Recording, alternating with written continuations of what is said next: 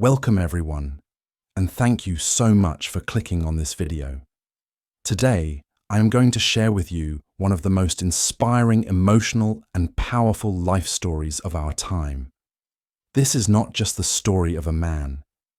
It is the story of dreams, struggles, pain, hope, hard work, rejection, belief, and victory.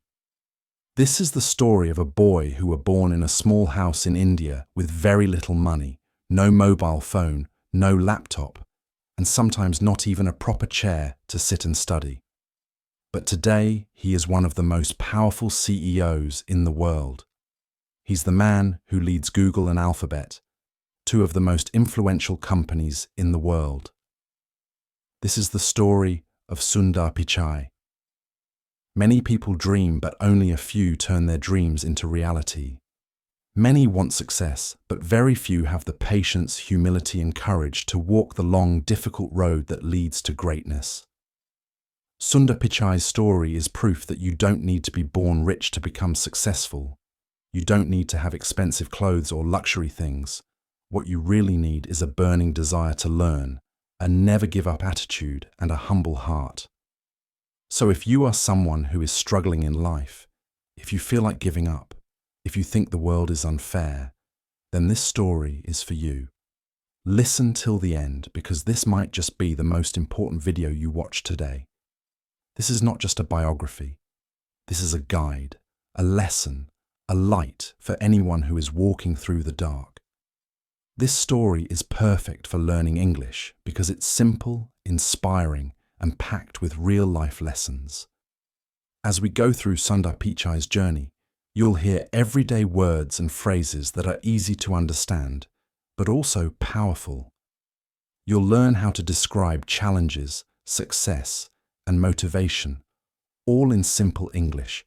Plus, the story will help you improve your listening skills while keeping you engaged with a real exciting life story. So, not only will you be inspired, but you'll also be improving your English every step of the way. Chapter 1. The Humble Beginnings.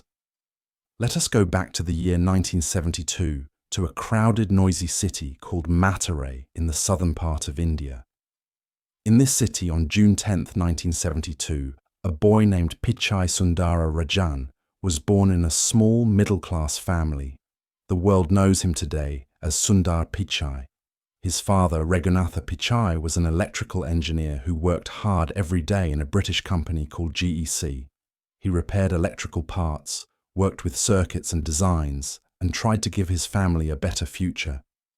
His mother, Lakshmi, was a stenographer, someone who types and writes shorthand, but she left her job to take care of her children full-time. Now imagine this. Sundar's house had no television, no refrigerator, and they lived in a small two-room apartment in Ashok Nagar, Chennai, which was known as Madras at the time.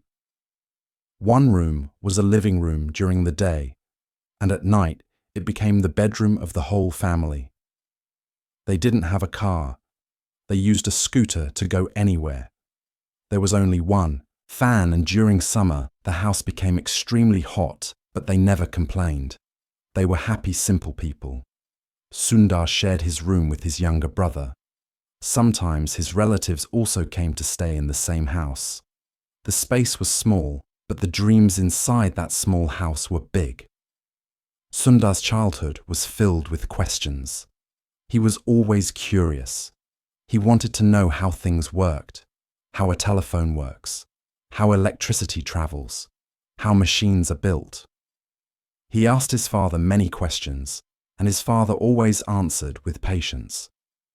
This is where Sundar first learned the value of knowledge and learning. Every evening, his father would come home from work and talk to Sundar about what he did in the factory. Sundar listened carefully. He didn't understand everything, but he learned to think like an engineer.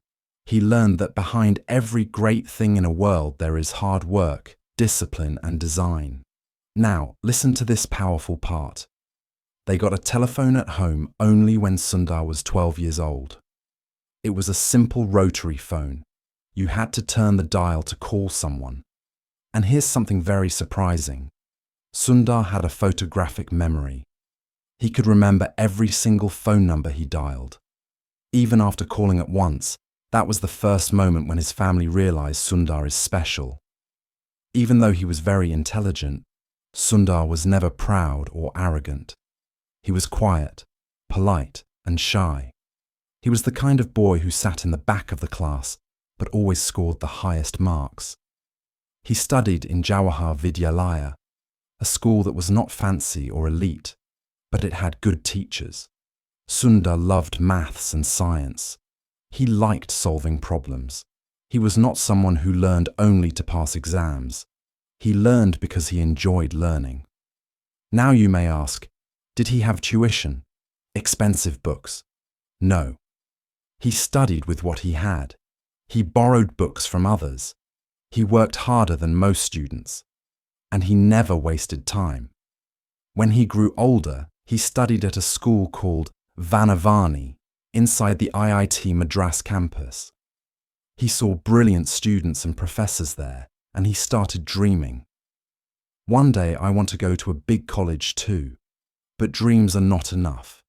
Dreams must be followed by effort. After years of hard work and sleepless nights, Sundar Pichai finally made his parents proud by getting admission to IIT Kharagpur, one of the top engineering colleges in India. This was a big moment not just for him, but for his entire family. Imagine this, a young boy, shy and humble, coming from a small house with no air conditioner, no computer, and very little money. Now walking into one of the most respected colleges in the country. It was a new world for him. Big classrooms, brilliant minds, competitive students, and highly experienced professors. But here's something you should know. Even though he got in, life did not become easy. In fact, it became even tougher. Sundar chose to study metallurgical engineering, the study of metals, materials, and how they work in industries. Now you may ask, why metallurgy? Why not computer science? The truth is, Sundar was not from a rich family. He didn't know much about computers at that time. In fact, during his early IIT days, he had never even touched a real computer. But he was curious. He listened. He observed. He started learning about programming and coding in his own time. He read books that others ignored. He would sit in the computer labs for hours, watching how things worked. At IIT, he met students who came from big cities, rich families, and modern schools. They had better clothes, more confidence, and strong English. Sundar, in comparison, was soft-spoken, and his English was still developing. Did he feel small? Yes. Did he give up? Never. He didn't speak much, but he listened more than anyone. He was not loud, but his thoughts were sharp. He didn't try to compete with others. He tried to compete with himself. Sundar worked silently. While others were wasting time partying, Sundar was reading books, solving problems, and thinking deeply. He never tried to show off. He was focused on one thing: growth. His professors noticed his talent. They saw that Sundar had something special, a calm mind and deep intelligence. One professor even said, "Sundar Pichai is one of the most promising students I've ever seen." During his final year at IIT, Sundar applied for a scholarship to study in the United States of America. His dream was to do a master's degree from a top university abroad. He applied to Stanford University, one of the best universities in the world. And guess what? He got selected. But now came the biggest challenge: money. The flight ticket from India to the USA cost almost $1,000 at that time, which was more than his father's entire yearly salary. Just imagine the situation. They had no credit cards, no sponsors, no internet banking, no online fundraising. Just one simple Indian family trying to support their son's dream. What do you think happened? His father didn't think twice. He took a loan, used up all his savings, and borrowed money from relatives because he believed if I invest in my son's education, it will change his life. That is what great parents do. They sacrifice everything for their children. So one day, with one suitcase, a heart full of hope and tears in his mother's eyes, Sundar Pichai took his first flight ever from Chennai to California. He was going to a country he had never seen before, a culture he didn't understand, and a life that was completely different from what he had known. When Sundar reached Stanford University, he was shocked. Everything was so different. The people, the food, the buildings, the teaching style, even the silence in the libraries. In India, he was used to crowded streets and noisy classrooms. In America, students walked with headphones, drank coffee during lectures, and asked professors tough questions without fear. At first, Sundar felt like an outsider. He didn't understand many things. People spoke fast English. He missed Indian food. He missed his family. He missed home. And do you know what he did when he first saw a computer with internet at Stanford? He just stared at it because he couldn't believe such technology existed. In his early life, he had no access to internet. But here at Stanford, he had 247 access to modern computers, labs, and world-class professors. He knew this was his chance, so he studied day and night. He asked questions. He made notes. He sat in the front row. He learned everything from programming to networking to computer systems. While other students partied, Sundar worked silently. And slowly, something started to change. He began to understand the American system. He made new friends. His English became better. His confidence grew, and he never forgot who he was or where he came from. Even when he had very little money, Sundar would save his small student stipend carefully. Once he couldn't buy a backpack he liked because it was too expensive. So he waited, worked part-time, and bought it later because he knew every dollar counted. After completing his master's in material sciences and engineering from Stanford, Sundar had many options. He could have gone back to India. He could have joined a regular company, but he wanted to go higher. He wanted to work in Silicon Valley, the place where all tech legends live and work. Apple, Microsoft, Google, Intel, Facebook, all are born there. But getting a job in Silicon Valley was not easy. Sundar worked for a few companies first. He joined Applied Materials. Then he went on to do an MBA from Wharton School at the University of Pennsylvania. At Wharton, he was named a Seville Scholar and a Palmer Scholar, titles given to the top students of the class. Now imagine this, a boy who didn't have a phone till he was 12, now standing in classrooms where future billionaires and CEOs studied, and still he stayed humble. This is what made Sundar different. He never forgot his roots. Sundar Pichai was now standing at the doors of the most powerful companies in Silicon Valley. His qualifications were excellent. Masters in engineering from Stanford, MBA from Wharton with top honors, real work experience at companies like Applied Materials and McKinsey. But there was one thing he had in his heart that others didn't. Hunger. A hunger to build, to learn, and to create something useful for the world. It was the year 2004, and Sundar had just applied for a job at a growing tech company called Google. At that time, Google was already known for its search engine, but it wasn't as huge as it is today. They had fewer products, fewer employees, and fewer offices. Sundar didn't know that this one interview would change his entire life. He prepared hard. He studied computer systems, logic problems, case studies. He knew he was not a typical programmer, but what he had was clarity, strategy, and the ability to understand what users need. On the day of the interview, he entered Google's office, which was not very flashy at that time. He was calm, focused. They gave him technical problems. He solved them logically. They asked him product questions. He gave unique insights. They asked him, "What would you improve about Google?" He said, "Let's make the homepage simpler. Let's build tools around the search engine. Let's think beyond." He didn't say what they wanted to hear. He said what he truly believed, and that impressed everyone.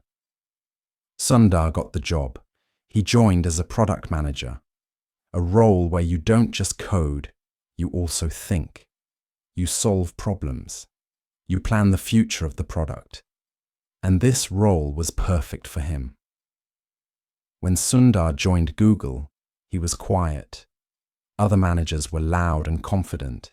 They had big egos. They spoke in meetings to show their power. Sundar, he spoke only when needed, but when he did, people listened. He was given a simple job. Work on Google's search toolbar, the small bar that lets you search Google from your browser without opening the main page. It was not a glamorous job. No one thought it was important. But Sundar saw the future. He realized that if people used Google directly from their browser, they would stop using other search engines. Google would become faster, easier, and more natural. So, he worked day and night to make the toolbar better. He studied how users searched, how fast the results came, and what made the experience smooth. He focused on user behavior, what people really wanted, not just what engineers wanted to build. He improved the toolbar until it became a major reason for Google's early success. As Sundar was working, he saw a big problem.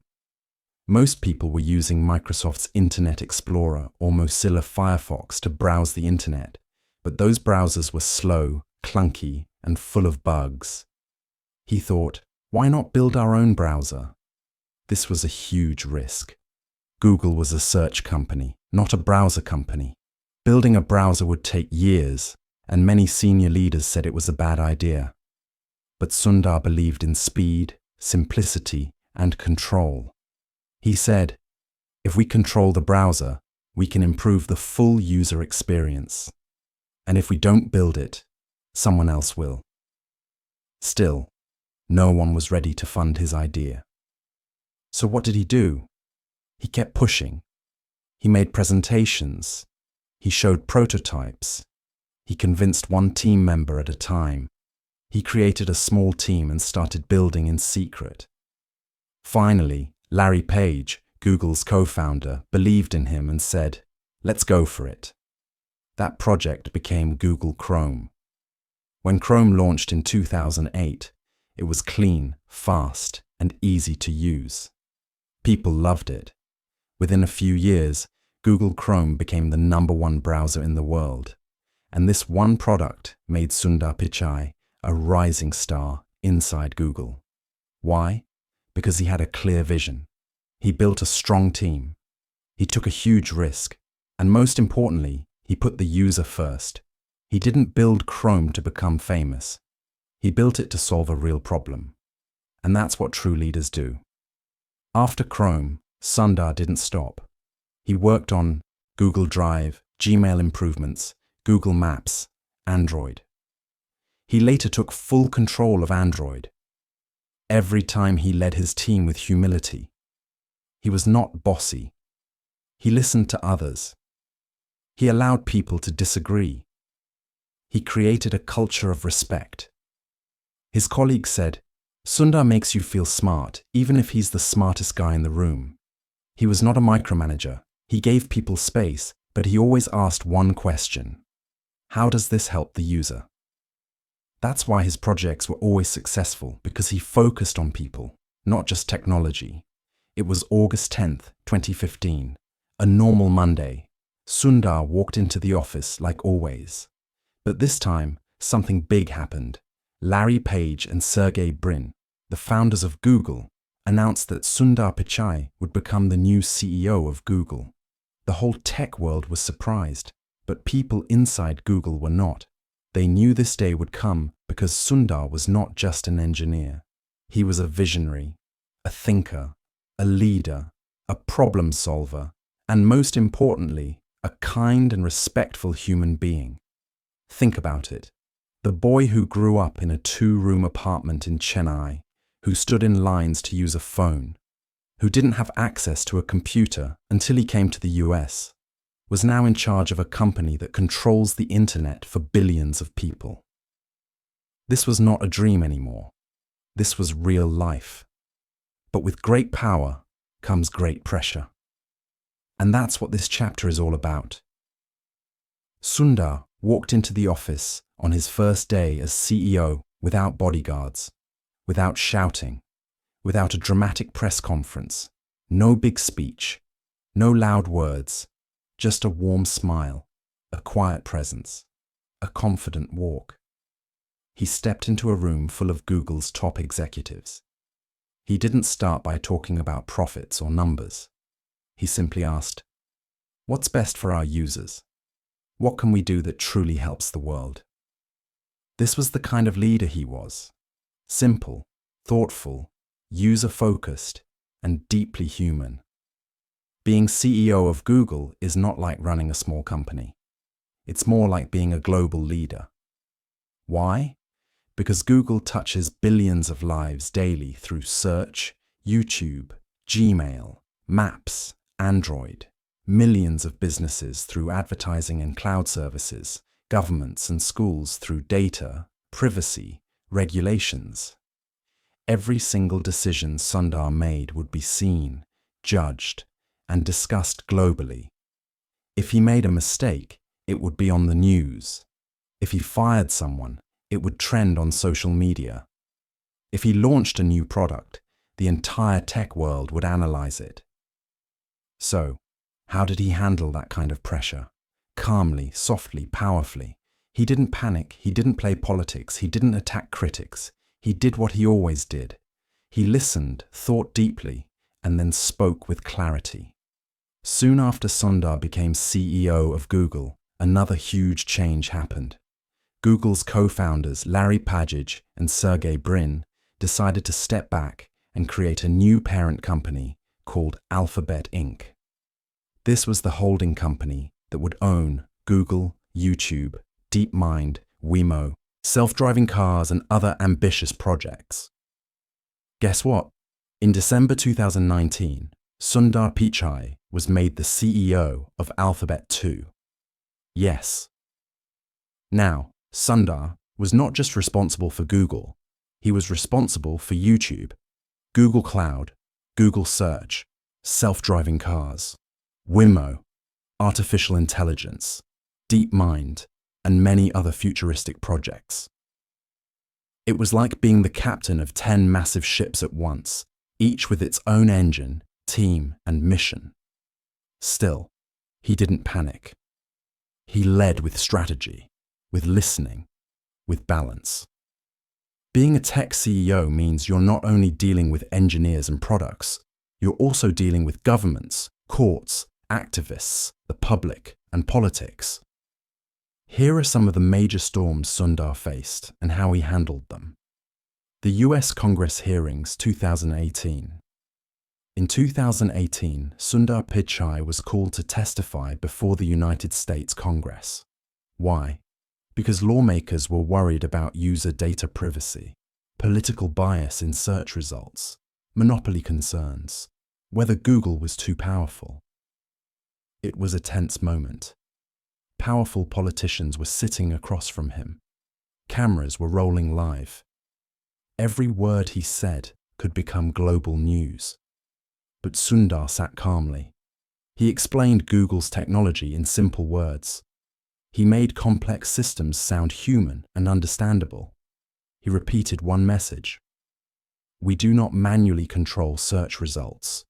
We use algorithms, and our focus is to provide the most relevant results. He didn't argue. He didn't lose his cool.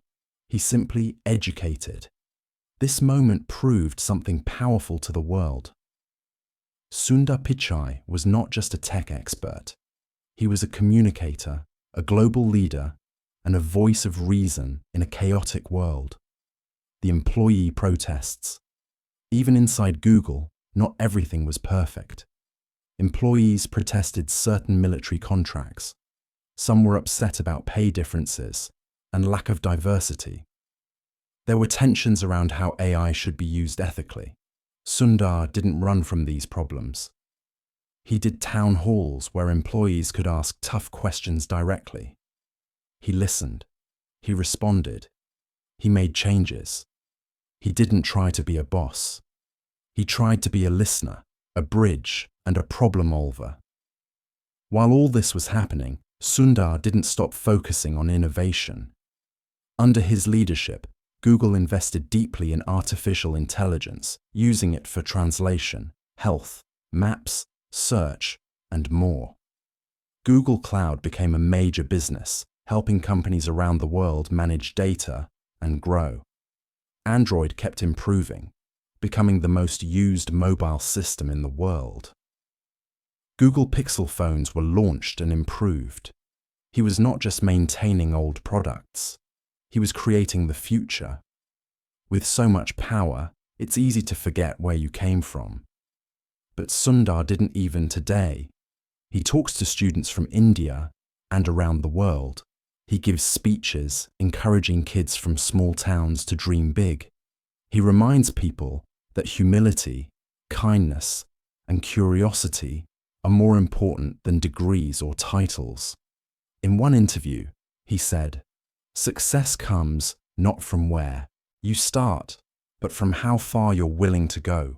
This is who he has become, a man who leads billions, influences world decisions, and still lives by simple values. Many people think CEOs are always working, but Sundar knows the truth. Real success includes balance.